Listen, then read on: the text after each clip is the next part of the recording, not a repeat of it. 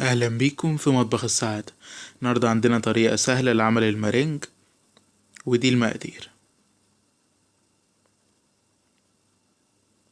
اول حاجة عندنا بياض بيضتين وعليهم رشة ملح، وعندنا معلقة صغيرة فانيليا ومعلقة متوسطة نشا، وعندنا نص كوب من السكر، ممكن سكر بودر او سكر عادي. واللي يحب يلون المارينج نضيف اي لون طبيعي زي ما احنا نحب. في مرحلة ضرب بياض البيض ممكن نضيف اللون في المرحلة دي.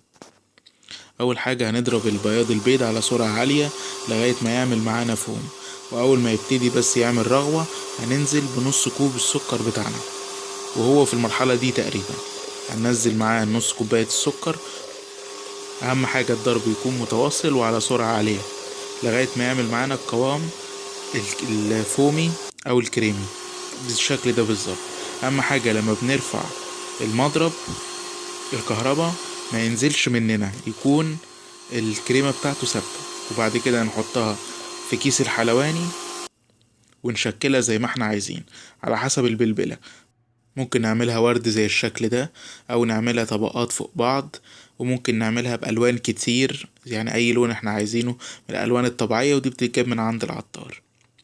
وده برضو شكل تاني ممكن نعملها بيه، يعني زي ما انتوا تحبوا.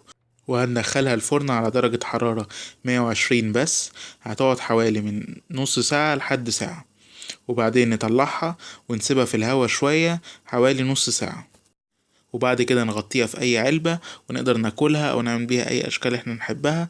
وأتمنى تجربوها والفيديو يكون عجب حضراتكم.